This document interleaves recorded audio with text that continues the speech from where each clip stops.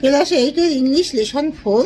তোমরা সবাই মন দিয়ে শোনো আর লেখো। সবাই কিন্তু লাইক অ্যান্ড সাবস্ক্রাইবটা, স্পেশালি সবাই কিন্তু সাবস্ক্রাইবটা দিয়ে দেবে।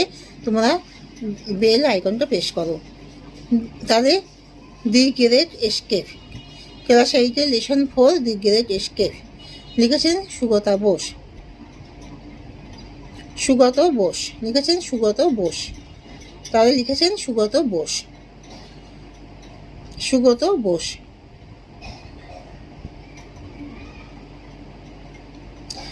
Netaji Subhash Chandra Bose, born 23 January 1897, was one of the most famous Indian nationalist leaders who fought for India's independence from British rule. To the purpose, he founded the Indian National Army, which included a women's regiment too.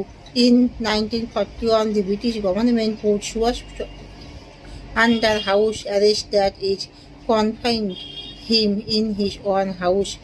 The following narrative describes the exciting and courageous escape of Subhash Bose from the clutch of the British to continue his struggle for India's freedom.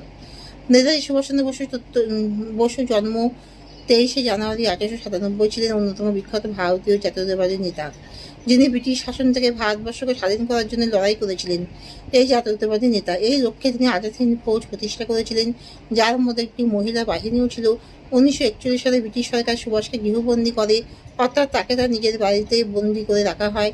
নিম্নলিখিত কাহিনীতে সুভাষ বোসকে ভারতের স্বাধীনতা সংগ্রাম অব্যাহত রাখতে ব্রিটিশদের খপ্পর থেকে যে উত্তেজনাপূর্ণ ও সাহসিকতার সঙ্গে পলায়ন করতে হয়েছিল তার বর্ণনা দেওয়া হয়েছে। Looking pale and thin, with a bushy half-grown beard, Subhash was reclining on his pillows when Shishir, his nephew, entered Subhash's bedroom that December afternoon. Subhash made him sit to his right on the bed. Looking intensely at Shishir, he said, "Can you do some work for me?" Shishir nodded. ফ্যাকাশে এবং সরু ঝোপঝাড়ে অর্ধেক বেড়ে ওঠা দাড়ি নিয়ে সুভাষ তার বালিশে হেলান দিয়ে শুয়েছিলেন। যখন তার ভাইপো শিশির সেই ডিসেম্বরের বিকেলে সুভাষের শোবার ঘরে প্রবেশ করলেন, সুভাষ তাকে বিছানার ডান দিকে বসালেন। শিশিরের দিকে তীব্রভাবে তাকিয়ে তিনি বললেন, তুমি কি আমার জন্য কিছু কাজ করতে পারবে? শিশির মাথা নেড়ে সম্মতি জানালো।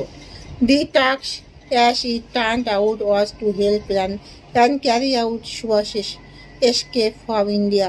Shishir would have to drive his uncle in the dead of the night to